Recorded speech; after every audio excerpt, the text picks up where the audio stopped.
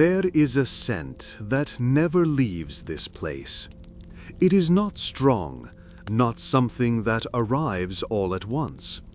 It drifts, a mixture of damp mulberry paper, ground pine soot, aged cherrywood blocks, and the faint sweetness of dried rice paste that once bound sheets to the press.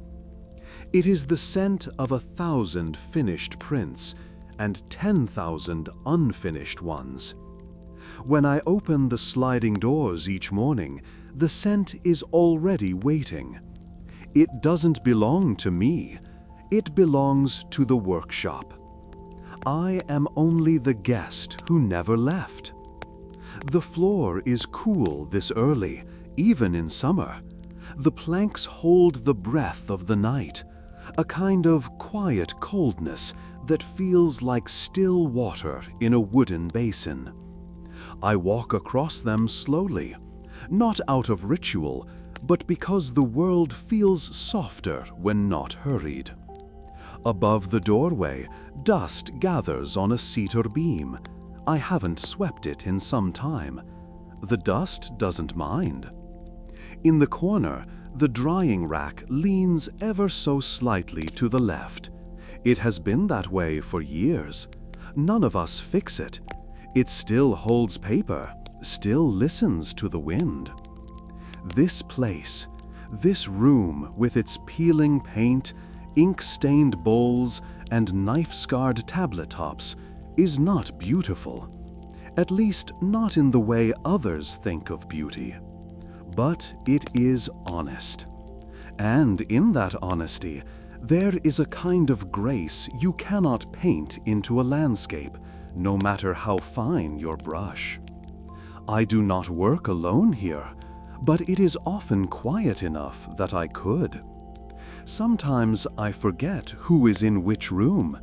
Sometimes I don't notice someone has gone until I hear the kettle stop whistling. We pass each other like shadows in the workshop, bound by craft, not conversation. There is the carver, quiet, steady, a man whose hands know the exact depth of a line before the blade touches wood. There is the printer, whose eyes are always red from squinting at registration marks, whose shoulders curve like the brush itself. There is the publisher, the only one who wears robes with any decoration, though his sandals are always the first to crack.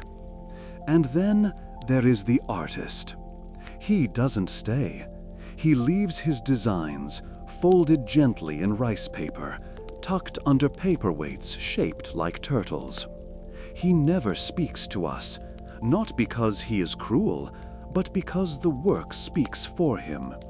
And that is enough.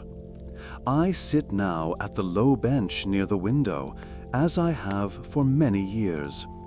The sun has not yet reached the edge of the frame, but already I can see its slow intent in the warming of the paper, in the faint glimmer on the rim of the inkstone. I dip my finger into a bowl of water left from the night before. It is cool, not cold. I press it against the corner of a sheet, watching how the fibers drink. A whisper of expansion, a breath taken by paper.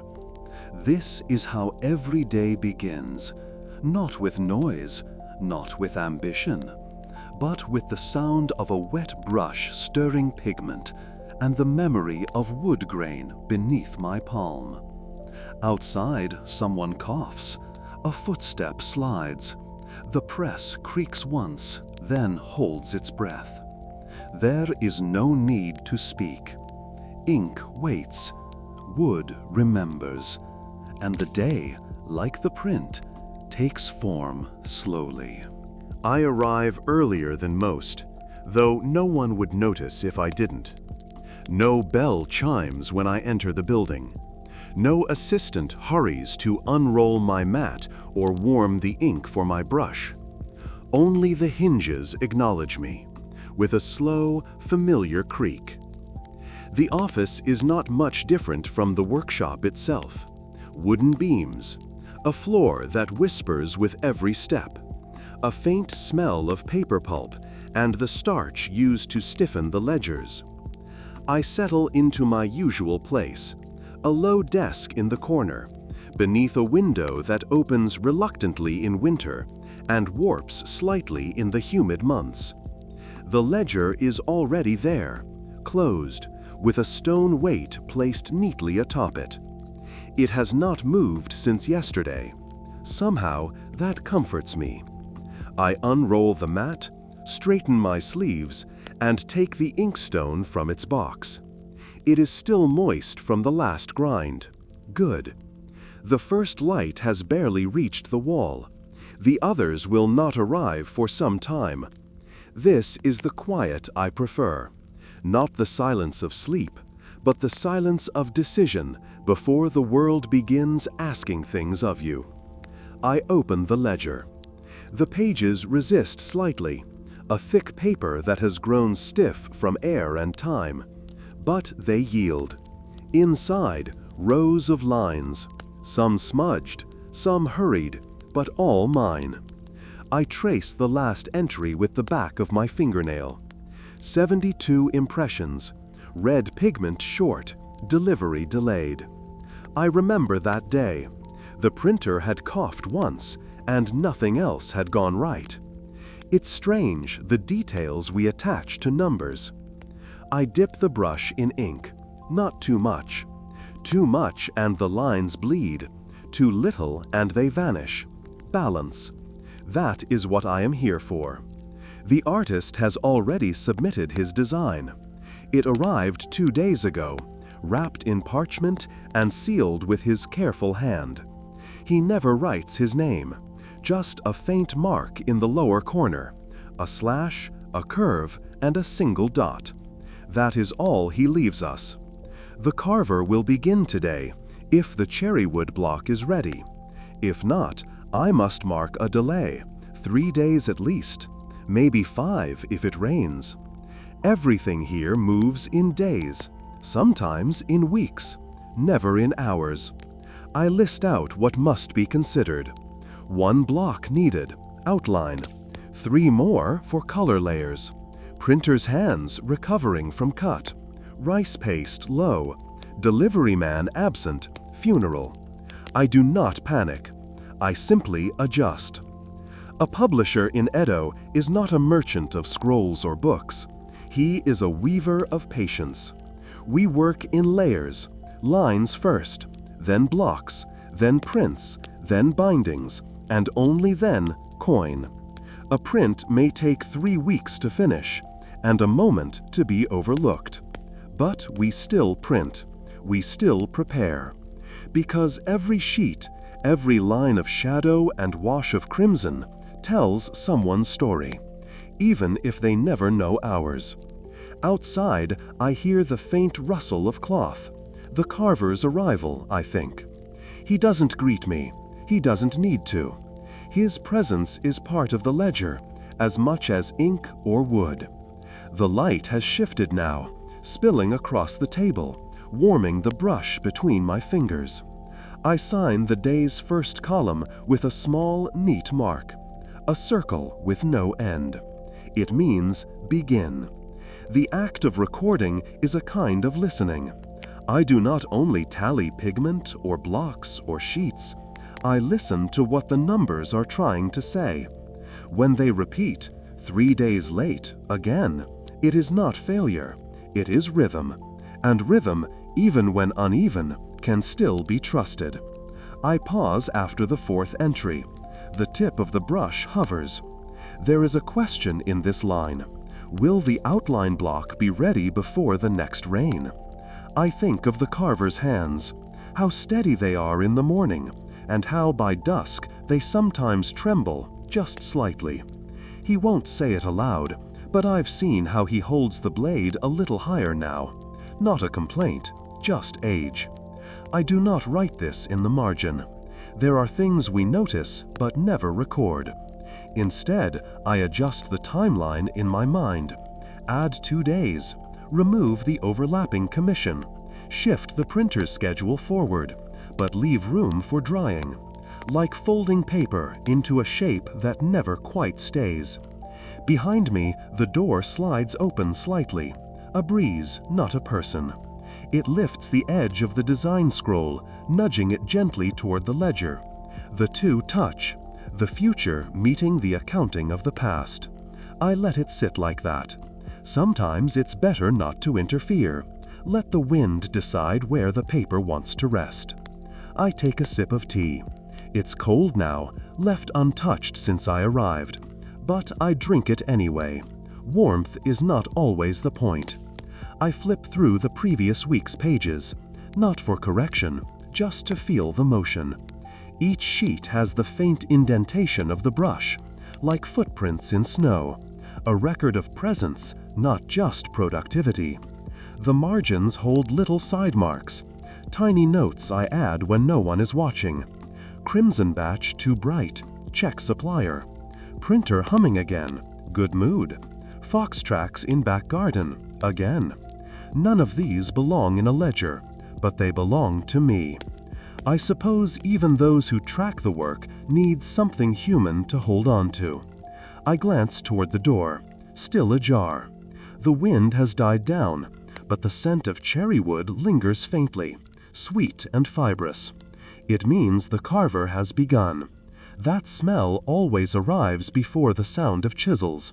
It curls through the hallway, a silent announcement that creation has started again. The first print won't be seen for weeks. No one rushes in this trade. You cannot rush a world built of wood and ink. But I smile slightly, not because of anticipation, but because the rhythm is continuing, unbroken, unremarkable, unshaken. I return to the ledger and sign the second line, a half circle this time, closed by a dot. It means go slow. He never knocks. The artist always arrives before the light has fully filled the room, and he always leaves before we can thank him. I've only spoken to him once. Years ago, when I first took over the publisher's ledger, I asked if he preferred the rougher washi paper or the thinner bleached variety. He looked at me, not sharply, not unkindly, and said nothing. Instead, he ran his fingers along the edge of the coarser sheet, pressed it flat against the low desk, and nodded once. That was his answer. It was also the last time I heard his voice. He does not speak, because he does not need to. When the artist arrives, he brings his sleeves rolled and his eyes half closed, as if he is still not fully awake, or perhaps never truly sleeps. He carries only a thin bamboo tube sealed at both ends with worn cloth. Inside it, always, a single sheet. Sometimes two. He opens it slowly, laying the paper out with both hands, pressing the corners flat with the weight of his wrists. Then, in silence, he begins. He does not sketch. There are no drafts, no pencil lines, no hesitant brushstrokes. Just ink. Direct, unforgiving, perfect in its imperfection. His brush moves like a reed in wind, never the same twice, but always assured. He begins with the line of a sleeve, not the face, not the backdrop, but the fold of cloth at the shoulder of a woman turning. Then he moves on to her hand, not delicate, not frail, just a hand that exists in stillness. No names, no stories, just presence. I once asked the carver how he felt about receiving the artist's designs. He replied, "The lines are like water already flowing downhill. I don't guide them, I just follow." This is the kind of respect the artist commands, not by asking, but by showing. He doesn't look at the finished prints. He never returns to see how the colors lay against the outlines, whether the blocks align, whether the gradation of sky matches his intention. Once the line is drawn, he releases it. It becomes the carver's burden, then the printer's, then the viewer's, never his. Sometimes he paints 2 designs in one morning, other days none. If his hand pauses, we do not disturb him. His silence is not aloofness, it is concentration, held in the space between breath and brush. The room around him always grows quiet. Even the wood seems to stop creaking. And when the work is done, he washes his brush, packs the bamboo tude, and bows slightly toward the paper. Then he leaves, never looking up, never waiting for approval. The door slides shut behind him with no weight, just the sound of air shifting. The rest of us do not move until the brush water stills. Only then do we approach the paper. It is never more than a few strokes, a curve of water, the slope of a bridge, a line of mountain silhouettes fading behind mist. But it is enough. He gives us outlines, and in those outlines we find a world waiting to be filled. There is something reverent in the way he dips his brush. Not hurried, not ceremonial, just slow. He tilts the porcelain bowl slightly, watching the ink gather along the curve of its base. His fingers do not tremble, not from pride, but from use. The brush he favors is neither new nor expensive. The handle is worn smooth, its lacquer faded from years of turning in his fingers. It was once red, I think, or brown. Now it is the color of old tea. He stirs the ink once before lifting it, a circular motion, like drawing the moon into a ripple. And then he begins again. One stroke, a pause, another. If he makes a mistake, we never see it. Perhaps he doesn't either. His work contains no correction, but not because it is perfect, because it is present. That is the difference between drawing and copying. Copying aims at perfection. Drawing accepts the hand that made it. Today, I watch from behind the shoji screen, not out of secrecy, but watching directly feels too close, like eavesdropping on someone whispering a memory. He draws the curve of a fishing pole resting on the shoulder of a boy by the river. You can't see the river yet. You only know it is there because the boy's gaze leans slightly downward. And the fishing line? He doesn't draw it. It trails invisibly into the air beyond the edge of the page. That is the sort of thing he does. He knows when not to finish. It is what gives his work space to breathe. The most important line is often the one that is implied.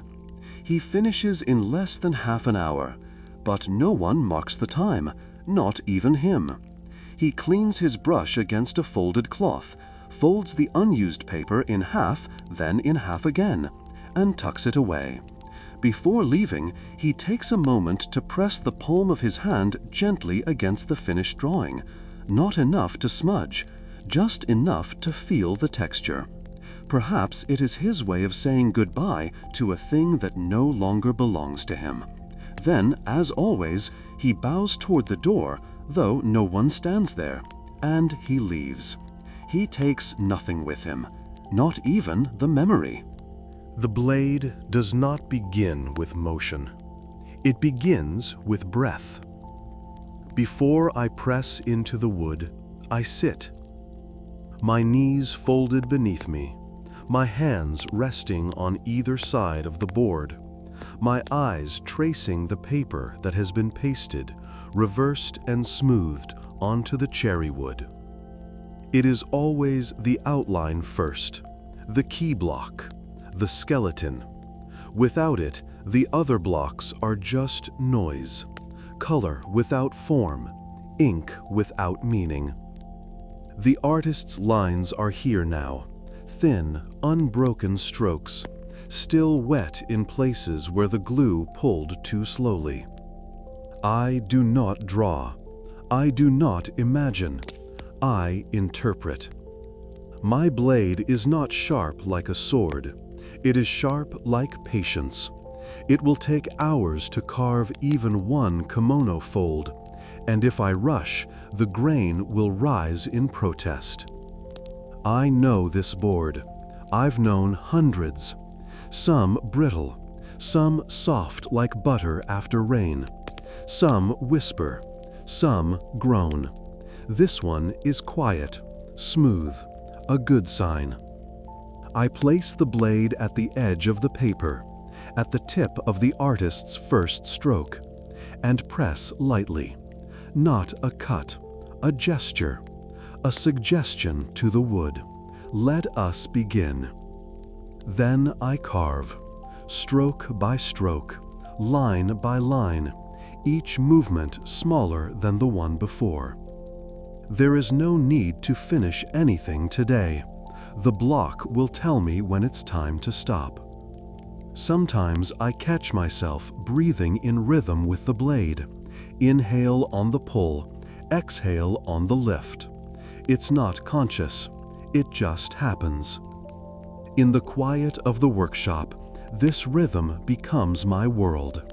Outside, the wind might be moving leaves, or the neighbors might be carrying buckets, or a dog might be barking at the same cat again.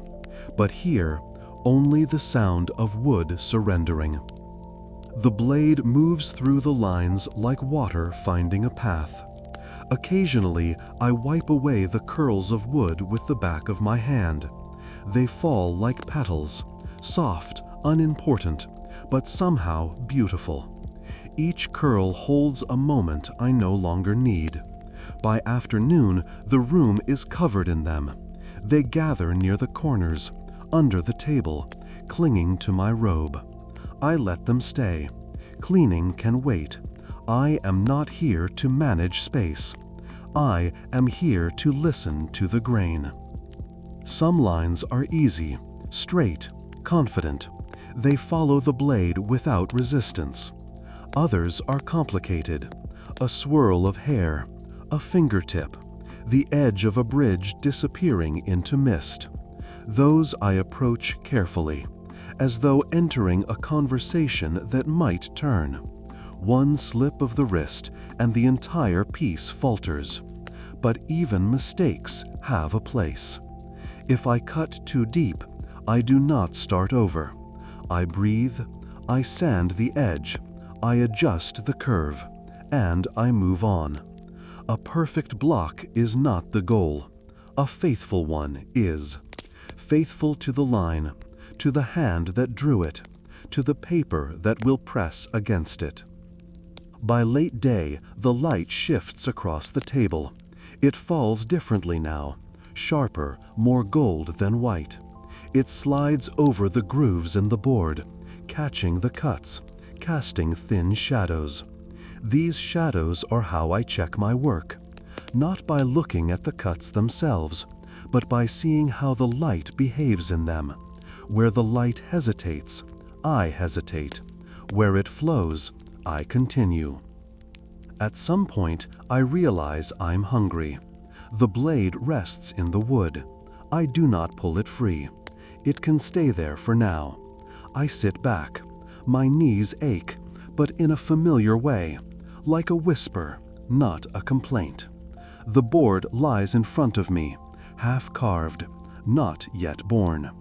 I run my fingers along the lines. The wood is still warm from the friction. It will cool by nightfall, but the lines will remain. Even in darkness, they remember the brush. And soon they will remember the press. Sometimes I wonder if people imagine the carver's work as dramatic. A flurry of movement, blades flashing in the light, perhaps a furrowed brow and sweat dripping from the nose. It isn't like that. The most accurate way to describe it is this: waiting. I wait for the blade to settle. I wait for the wood to respond. I wait for the moment when I know the line is ready to be born. And in between all this waiting, my hands move, but not quickly. They move with the same slowness as a person brushing crumbs from a mat. Deliberate, unhurried, certain. There is a part of the design I always dread, the eyes, not because they're difficult, though they are, but because they carry too much.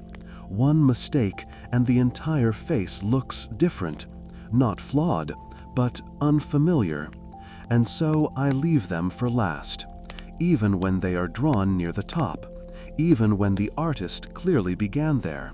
I carve the robes, the fingers, the background, and only when the rest is steady, when I trust my own breathing, do I return to carve the gaze. Today's print features a woman holding a folded fan. The outline is simple, just 3 curves to suggest the arc of her shoulders, a sweep of fabric beneath her arm. But the eyes, 2 small ovals, barely longer than the tip of my nail. They look slightly to the left, downward. She is not looking at anything. She is remembering something. That's what the artist captured. Not a glance, but a memory. And now I must carve that memory without disturbing it. I sharpen the smallest blade, the one I only use for pupils and the tight folds of fingers. Its handle is wrapped in thread. Years ago, I wrapped it myself when the wood began to splinter. The thread is stained dark, but it still holds. I lower the blade to the eye. I do not cut immediately. I breathe. I close my eyes, then open them again, and then I begin. It takes less than a minute, but the air afterward feels thinner, as though I've used it all up. The blade rests beside the board. I sit back again, knees pressing into the mat, hands empty for the first time in hours. The block is nearly done. Only the registration marks remain, tiny notches in the corners that allow the printer to align paper perfectly. They are not beautiful. No one notices them, but without them, the entire image would slip. I carve them quickly, not carelessly, but without ceremony. They do not ask for reverence. Once finished, I wipe the board with a dry cloth, one I use only for this purpose. The dust clings to the fabric, turning its white edges the color of tea and smoke. I set the cloth aside and run my fingers over the carving again. This is the part I never skip, not for inspection, not for vanity, but to remember how it feels before it leaves me. Once the printer inks it, the board will become something else. It will stop being mine. It will belong to the color, to the pressure of cloth, to the wetness of pigment, and the silence of drying paper. For now, for this moment, it is just carved wood, silent, still, faithful. I bow to it, just slightly, and begin clearing the table. The shavings are swept into a wooden box, not thrown away. I keep them until the box is full. Then I burn them behind the building in a quiet fire. The scent of burning cherry wood is unlike any other. Sweet, brief, forgettable, like all things. We do not speak at lunch. We never agreed upon this. No rule was made. No words exchanged. The silence simply settled between us, and we allowed it to remain. At midday, when the sun has risen just high enough to paint the grain of the table in thin gold, the carver and the printer sit down. Sometimes the publisher joins us, but only if his ink has dried. Today, it is just the 2 of us. The carver arrives first. His hands still smell faintly of cherrywood dust, and there are shavings in the folds of his sleeves. He does not brush them away. The table will collect them gently. I follow a few steps after, carrying a lacquered tray with 2 sets of rice and pickled vegetables. Simple fare. Food meant only to quiet the stomach, not to celebrate anything.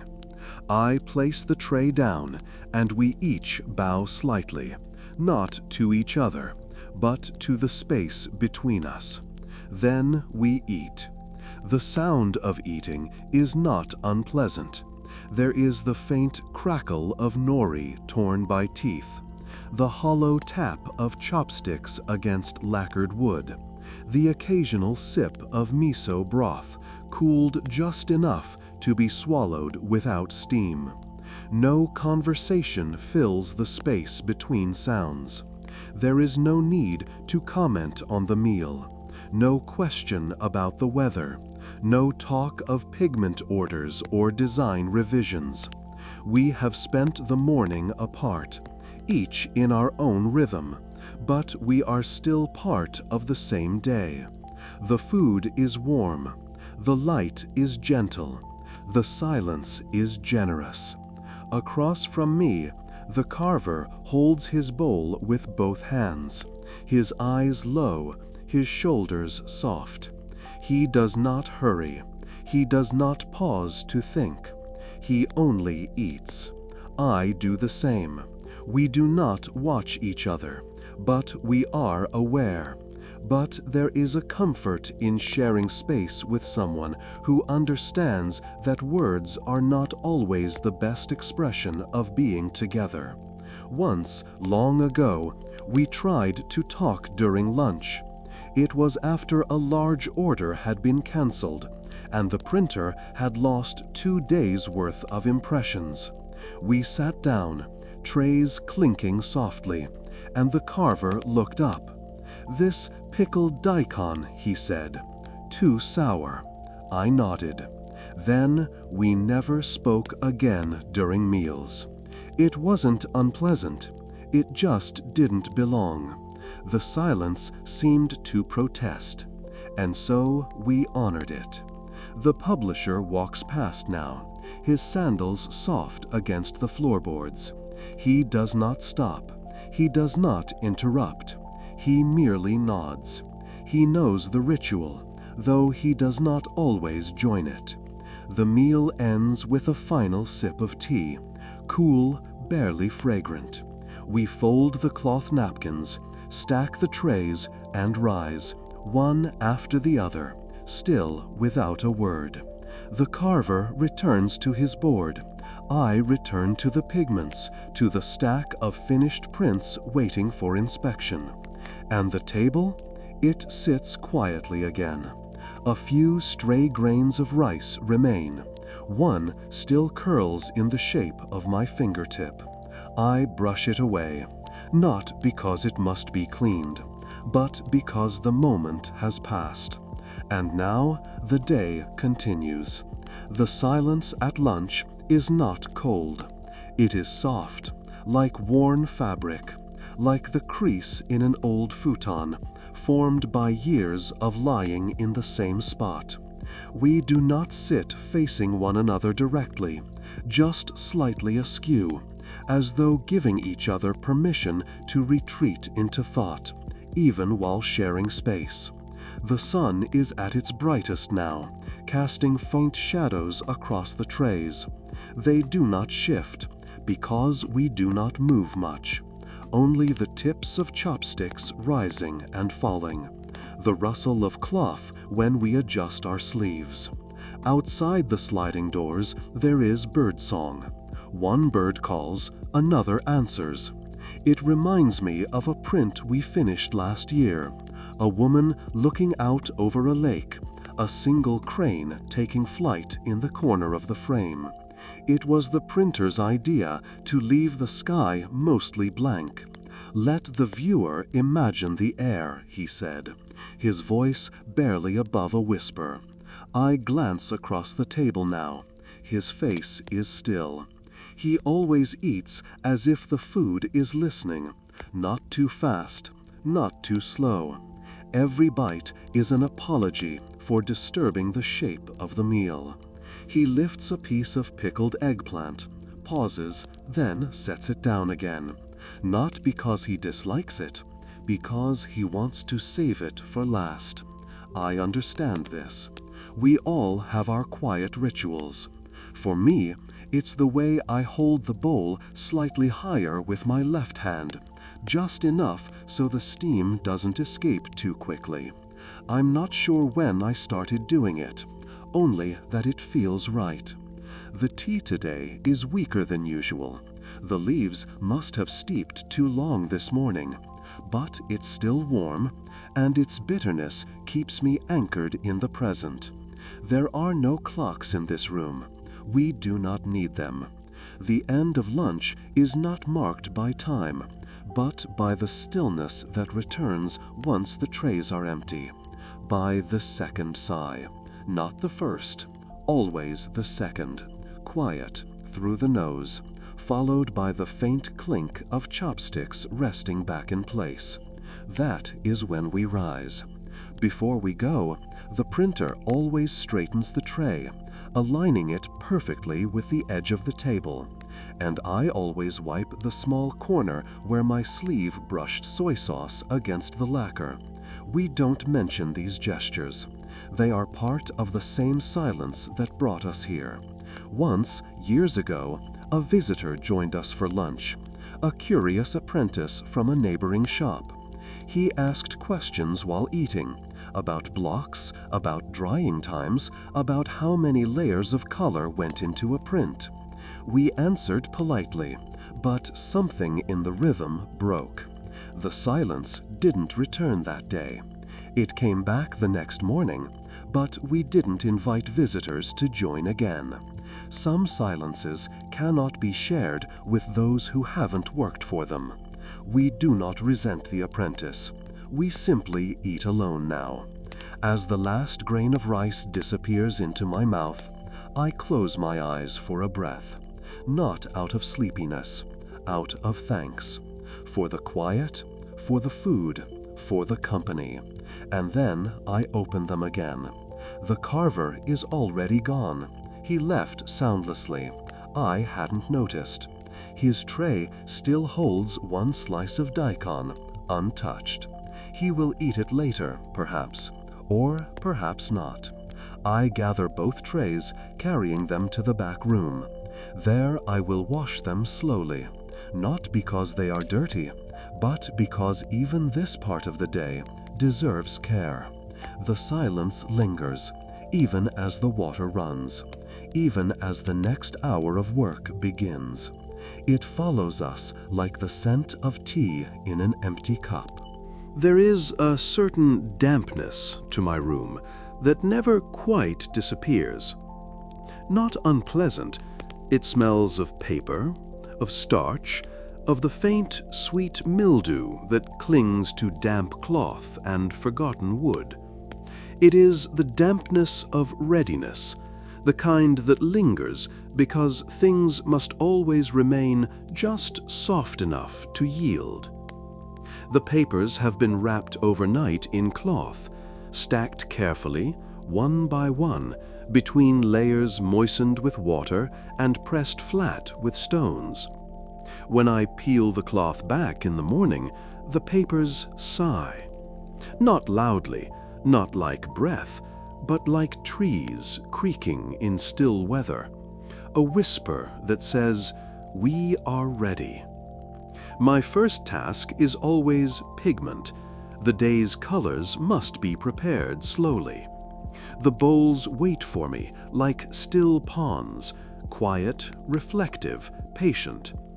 I sit with my sleeves rolled and my hands still stiff from sleep. The paste is made from ground pigment and rice starch, never too thick, never too watery. Too much water and it will spread too wide. Too dry and it won't speak to the grain of the paper. So I mix carefully, each color in its own bowl. Today I prepare 5. Indigo for robes and shadows, vermilion, bright but not proud, a soft green, the color of pine needles just before dusk, pale gray for distant roofs and quiet air, and a faded pink, almost unsure of itself. The brush I use to apply pigment to the block is not the same brush the artist used. His made dreams, mine make layers. Once the color is ready, I open the carved blocks. They are heavier than they look. The grain of cherry wood runs through them like memory, always there, but never in the way. I run my fingers over the grooves, not to admire, but to remember. Then I press the brush into the pigment and begin painting the block's surface. Not all at once, section by section, line by line, as if telling the block, this part will carry sky, this part the fold of her robe. The pigment glistens for a moment, alive, wet, then settles in, soaking gently into the wood's surface. Now the paper. I lift a single sheet from the moistened stack. The edges are soft, just slightly swollen from the night's rest. I place it on the registration marks, those small notches carved by the carver, so quiet, so humble, yet everything depends on them. If the paper is not aligned perfectly, the entire print becomes a ghost. Double lines, blurred shadows, colors that spill where they shouldn't. So I take my time. Once the sheet is in place, I lift the barin, the round disc wrapped in bamboo sheath, smooth from years of handling. It is light in weight, but heavy with responsibility. I press it against the back of the paper, circular motions, slowly at first. The pressure must be even, firm, but never harsh. The pigment begins to transfer, from block to fiber, from idea to form. The paper darkens slightly as the color soaks in. I press again, slower now, letting the barin glide like a boat over quiet water. When I lift the sheet, there is no ceremony, just a glance. The color holds, the line is clear, the sky has found its place. I place the sheet on the drying rack, wooden slats spaced to let the air do its quiet work. Then I begin again. Each sheet a repetition, each press a quiet return to the same gesture. Not one is identical, but they are all related, like notes in a melody or waves on a calm bay. I do not rush. There are 50 sheets to print today, and the light is good. That is enough. Sometimes, as I press, I wonder who will hold this print. Will they notice the pink in the clouds, the weight of her robe as she turns, the silence in the bridge's empty railing? Perhaps not, but I do, and that, too, is enough. The room grows warmer by the hour. The sun has tilted now, and the light stretches longer across the floorboards. It does not enter the room quickly. Instead, it creeps like ink across untreated paper. By the time I finish the 24th sheet, the edge of the sunlight has reached the legs of the drying rack. I pause, not to rest, but to watch it. Golden light on damp paper. It's one of those moments that never lasts, but always returns. In my earliest days, I used to worry about the drying process. Would the colors warp? Would the paper buckle? Would a sudden breeze disturb the stack? Now I understand that the print continues even after I've set it down, that ink still settles, that fibers still shift, that quiet work happens when I'm not looking. I return to the block. The pigment has started to dry on the surface, so I mist it gently, just a breath of water from a woven sprayer, cooling the cherry wood like a kind hand to a fevered brow. It beads up, then disappears, and the color is ready again. I lift another sheet. My fingers know where to touch, the corners, never the center. The paper is soft, but it remembers shape. If I crease it, that memory will remain forever. I align the kento marks again, slowly, the way one aligns brush strokes in calligraphy. No rush, no doubt. I lower the baron. The motion returns. Circles, press, lift. I wonder sometimes what people imagine when they hear the word printer. A machine, perhaps? Levers, speed, uniformity. But this is not that. This is printing as breathing, as kneeling, as waiting. There is a hum to the process. Not an actual sound, but something that grows inside you. You press, you lift, you let the color settle. Then you begin again. Each print is a little different. The second one has slightly more vermilion. The sixth, a softer edge where the paper shifted. The 10th, my favorite so far, has a small accidental fleck of pigment just below the tree line, like a bird in the distance. I will not correct it. That is the print's way of reminding me it has its own life now. There is a kind of comfort in knowing the work will outlast my hands. These blocks will be used again, perhaps next season, perhaps not. The prints will travel farther than I ever will. Some will be pasted to walls, some kept in drawers. Some will fade, others will be lost to fire or time or indifference. But in this room, right now, they are becoming. Not because I force them to, but because I meet them halfway. There are hours when the room says nothing. Not a creak in the beams, not a flutter of fabric. Even the wind outside holds its breath. And in that stillness, the prints begin to dry. They do not dry quickly. They are in no hurry. The paper, damp from the pressing, holds its moisture like a memory it is reluctant to part with. The pigments, rich, earthy, delicate, settle into the grain. Color does not simply rest on the surface. It becomes part of the paper's story. Each print rests on a thin wooden slat, spaced just far enough apart so the air can drift through. They hang like small windows, each one a fragment of a world still soft to the touch. Some curl slightly at the corners, others remain flat, content in their stillness. I walk among them slowly, not to inspect, just to be with them, as if standing beside a friend who has fallen into sleep. I tilt my head to examine one print in particular. A woman crossing a narrow bridge, her sleeve caught in a breeze that no longer moves. Her figure is light against the indigo sky, and I notice with some satisfaction how the soft pink of her sash has dried slightly paler than when I applied it. This is good. Too strong and it would draw the eye away. Too faint and it would vanish. But here it lingers just enough. Outside, a cloud crosses the sun. The light dims, shifts, then returns in a warmer hue. The drying prints glow softly, like lanterns without flame. There is a subtle fragrance in the air: wet paper, starch, the memory of pigment, and the faintest trace of damp cedar. It reminds me of temples in the rain, of walks taken barefoot across papered floors, cool to the touch, but never cold. I check the first print again.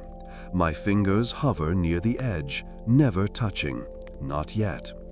The paper is almost dry.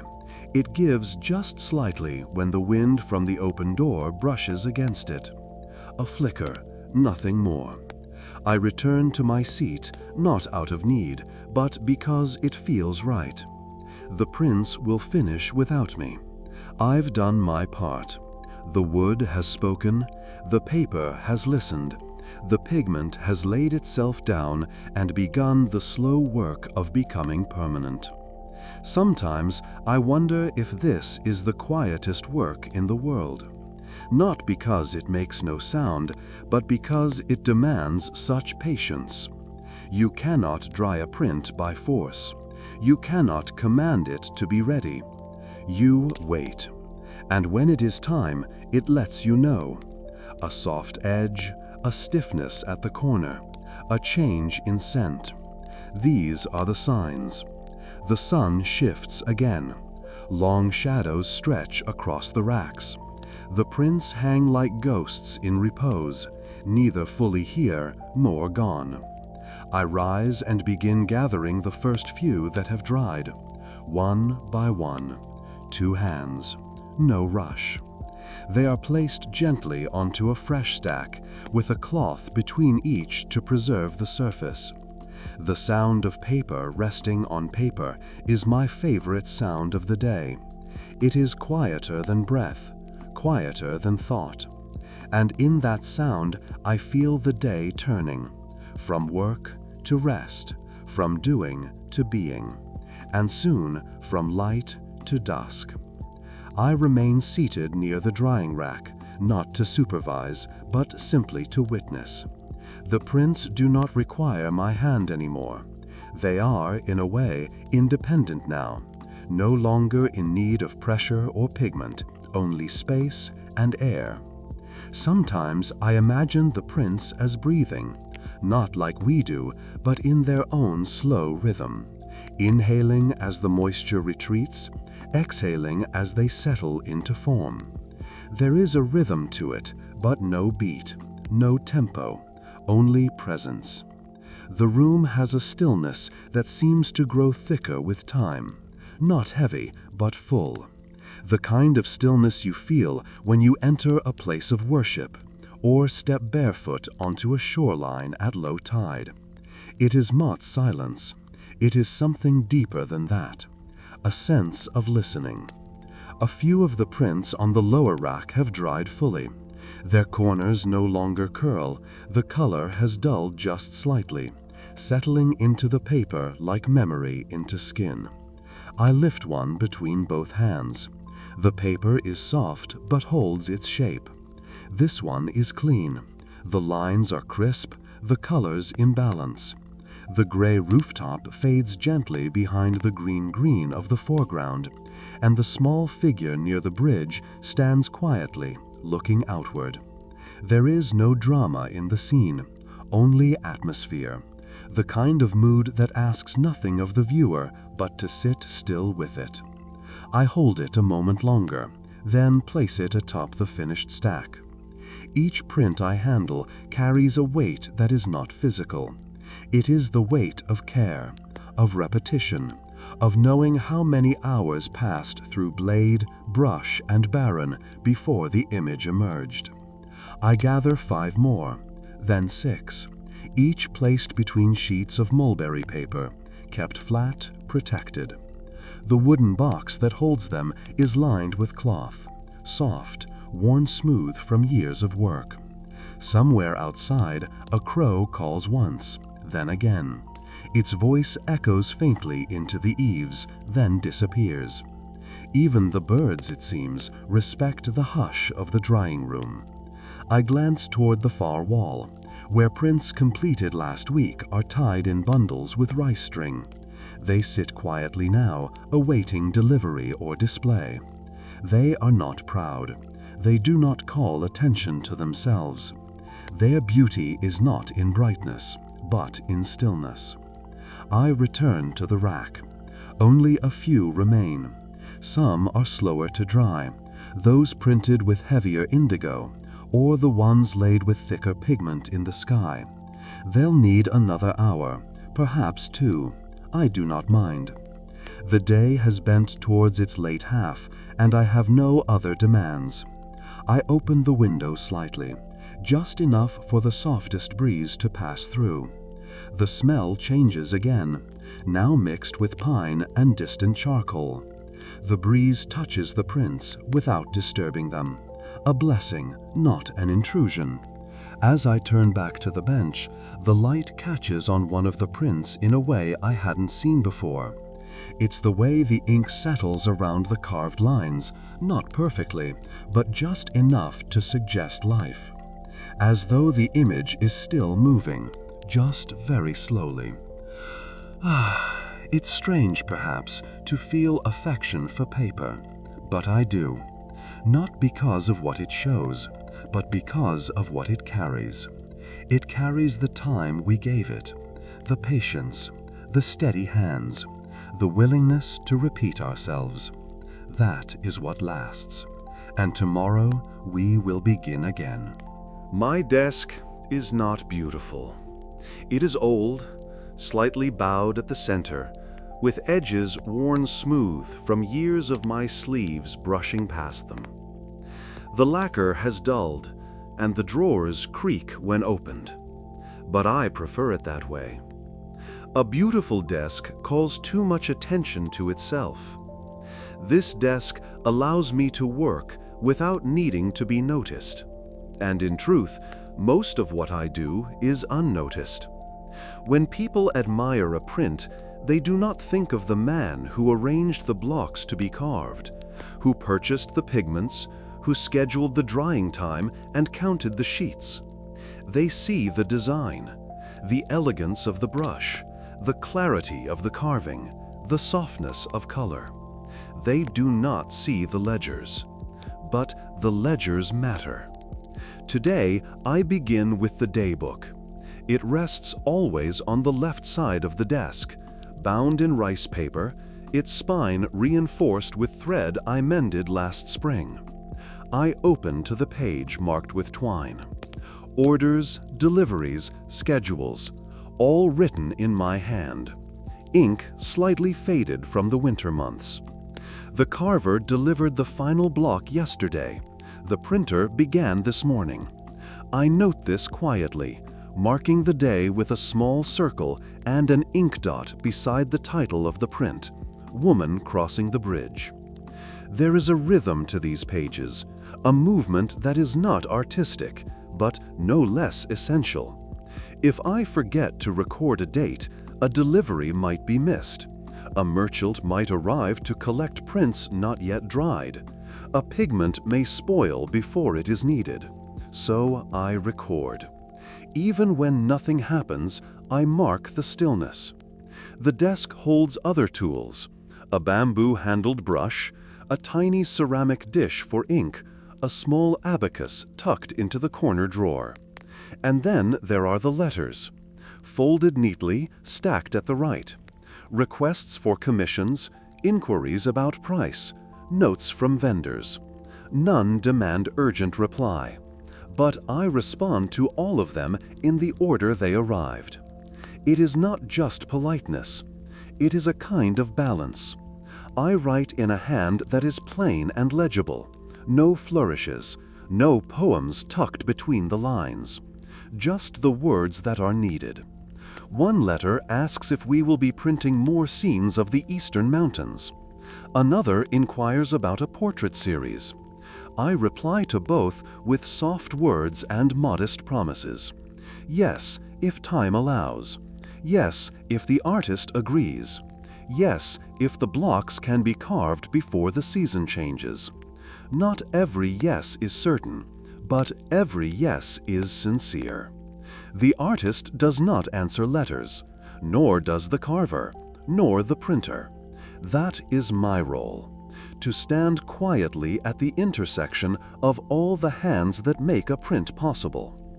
By midday, the sun reaches the edge of the desk. The paper warms beneath my fingers. The brush glides a little more smoothly. I pause for tea, not because I need it, but because the desk needs rest too. The cup is small. The tea is cool. There is no sugar, only a trace of roasted leaf and thyme. Outside, I hear someone sweep the courtyard, the soft scrape of broom against stone. I do not look up, but the sound joins me in the way that all small sounds in this workshop become part of the rhythm. In the afternoon, I prepare the record for tomorrow's delivery. 10 prints for a merchant in Nihonbashi, another 6 to be wrapped for a customer in Kanda. I write their names carefully, then wrap the prints between protective sheets of cloth. Not too tight, not too loose, a balance. Always a balance. Before I close the ledger, I reread the day's entries. not to admire them, but to remember the day, to honor its passing. This day will never happen again, but the marks I've made, quiet, unadorned, necessary, will carry it forward. After tea, I return to the drawer at the bottom of the desk. It sticks slightly when opened, as it always has, and I slide my fingers along the grain to ease it free. Inside is a small wooden box, not lacquered, not carved, just plain pine, its corners darkened from age. This box holds the names. Scraps of washi paper, each with a name written in my hand. Patrons, clients, friends of the shop, some still living, some not. I don't open it every day, only on days like this, when the afternoon is quiet and the work is steady but not pressing. I pick out one slip, at random. The name is familiar, a tea merchant from Uno who once commissioned a series of moonlit harbor scenes. He passed away 5 springs ago, but his name remains in the box, as it should. I place the paper back. It is not sentimentality that drives this. It is continuity, a reminder that even as seasons pass, the hands that once supported this craft are not forgotten. I check the delivery lists once more, confirming that the cloth bundles are sealed properly. Not too tight.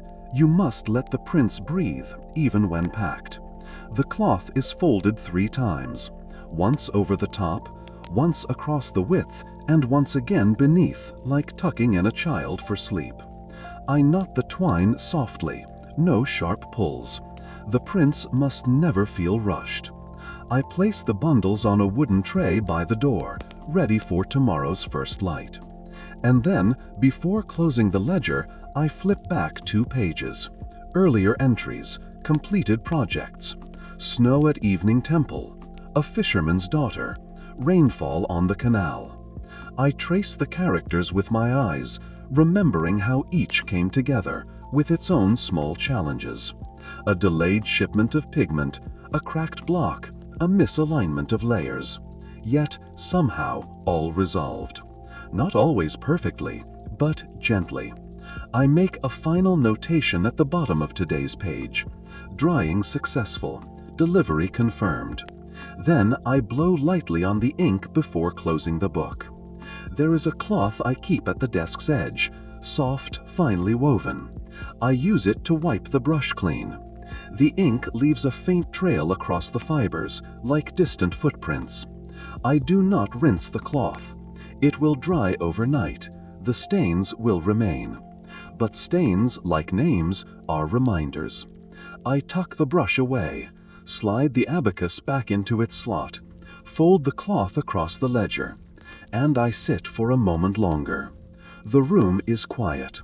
The work has been quiet, but it has not been still. Even the smallest tasks, the weighing of paper, the matching of colors to names, the folding of a letter, carry motion. Motion without noise. That is the nature of this desk, of this role. To move without being seen. To guide without needing thanks. I glance out the window, where the sky is beginning to shift, a soft hue of gray and rose, the kind that only comes at the beginning of dusk. I do not rush to leave. Let the room hold its breath a little longer. Then I stand, bow lightly to the desk, and step outside. The door clicks softly behind me. There is a softness to the hour before dusk, not simply in the light, but in the way things slow. Even the floorboards seem to groan more gently, as though they too feel the day winding down. In the drying room, the last prints rest cool and finished. No longer damp, no longer vulnerable. The colors have found their shape. The paper has remembered its strength. They lie flat now, stacked between protective sheets, waiting for the hands that will carry them out into the world. The printer has already washed his brushes. One by one, he dipped them into a basin of clear water, gently swirling the bristles until the pigment faded into the current. Then he laid them across a strip of cloth to dry, aligned carefully, as if each brush still held the shape of the lines it had drawn. The pigment bowls, too, have been wiped clean. Only a faint ring of color clings to the ceramic rims, like the memory of a thought that's no longer needed. He stands at the window now, looking out at the darkening trees. His sleeves are rolled down.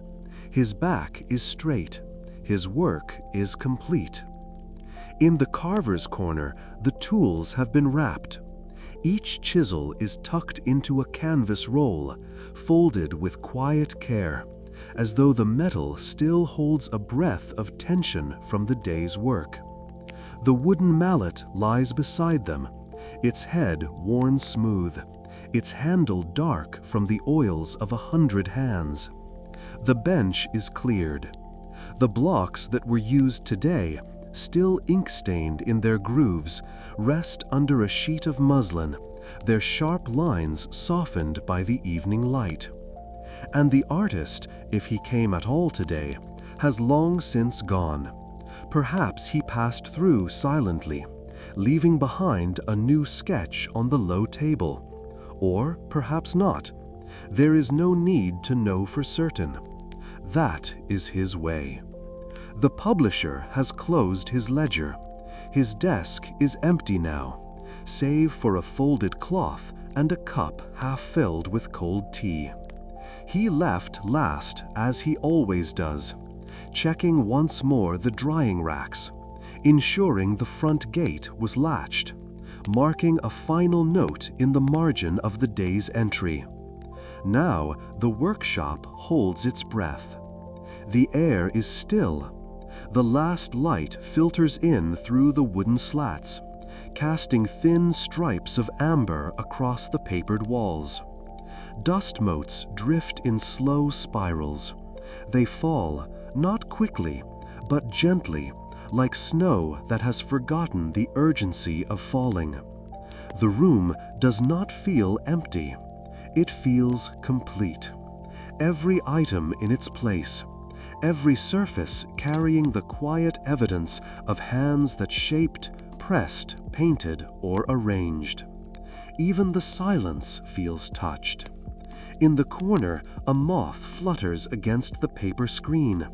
It taps once, then again, then rests. No one shoos it away. Its presence feels natural, another small rhythm inside this great hush. Outside, the sky shifts toward indigo. The roofs glisten faintly from the day's heat cooling. Somewhere beyond, a temple bell rings once. Not a chime, but a long, low note that passes through the chest more than the ear. Inside, no one speaks. No one remains. But the room still holds them all. In the shadows of the blocks, in the faint lines of pigment on the brush cloth, in the pressed weight of the paper. They will return tomorrow. The prints will be lifted. The tea will be poured. The brush will once again find the edge of the line. But for now, there is only this.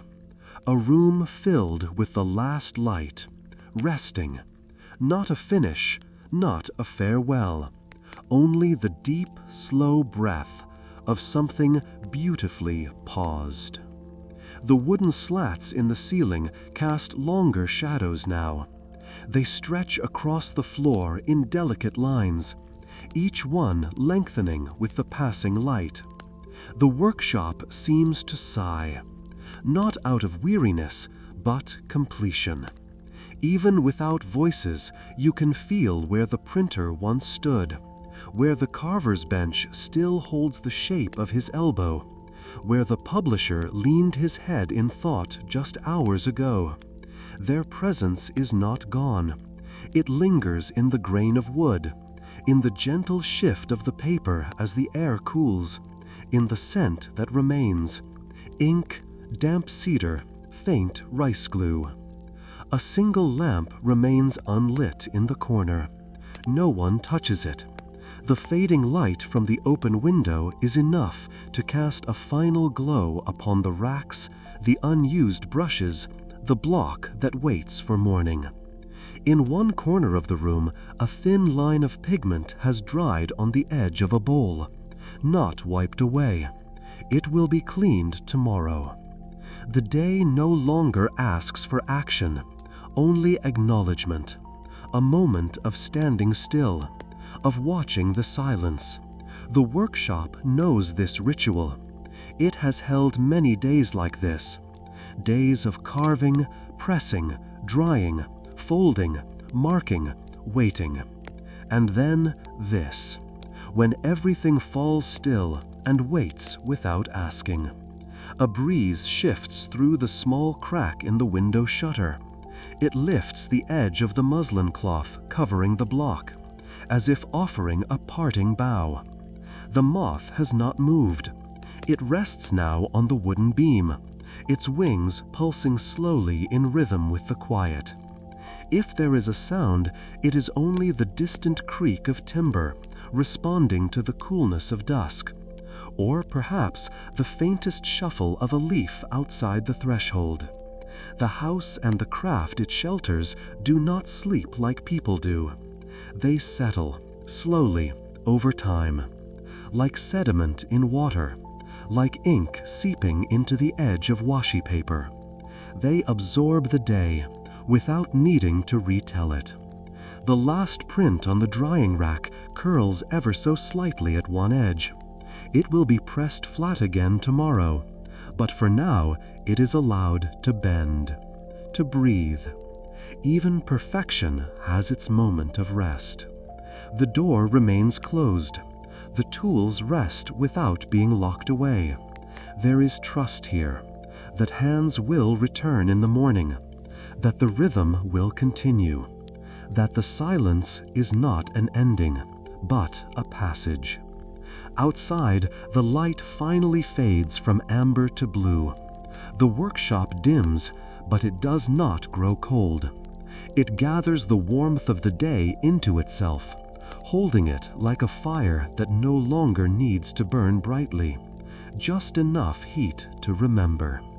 And so, with the last of the light, the workshop becomes still. It does not resist the dark. It accepts it, welcomes it. A cradle, not a coffin. The day's breath exhales fully now, and what remains is peace. Long after the tools have been wrapped, after the pigments have dried in their bowls, and the shutters drawn against the evening air, the prints remain, quiet, still, breathing in their own way. Not one of them speaks loudly. None shout their presence from walls or windows. They do not gleam with gold, nor flash with polished brilliance. They simply rest, in stacks, in scrolls, in drawers where fingers one day will lift them again. You might hold one between your hands, perhaps years from now, perhaps centuries. And you will not hear the sound of the baron pressing the paper. You will not see the calloused hands of the carver as he leaned forward, blade steady. But the work is still there, inside the fibers, inside the colors. It waits, not to be admired, but to be seen. And in seeing it, in the slight texture of a mountain slope, the curve of a bridge beneath a traveler's foot, the breeze caught in a woman's sleeve, you begin to feel something. Not awe, not shock, something smaller, softer, a presence, a rhythm. The same rhythm that moved through the carver's knife, the printer's cloth, the publisher's brush. That rhythm does not age. It does not belong to one moment. It belongs to all moments spent in care. These were not hurried works. No ukiyo-e was ever rushed. no block carved in haste, no pigment chosen for convenience. Each decision, what to leave, what to reveal, what not to fix, was made gently. Somewhere, a viewer hundreds of years ago may have looked at the same print you now hold and paused, just as you did. Not because it dazzled them, but because it did not need to. It simply existed, fully, quietly, completely. That is the strength of this work. Not its boldness, but its patience. Not its fame, but its fidelity to craft. The craftsmen whose hands shaped these prints did not write their names on them. The carver's blade left no signature. The printer's cloth no mark. The publisher's ink no personal seal. Their pride was not in recognition. It was in rhythm. In knowing that they had moved with care through their portion of the work. In trusting the next set of hands to do the same. In allowing the final image to speak for itself. Even centuries later, the print does not boast. It whispers. And in that whisper is a lifetime of quiet mornings, shared lunches, folded cloth, paper breath, and dusk-filled rooms. That is what remains. Not the tools, not the names, not even the ink, but the stillness of hands that chose not to hurry.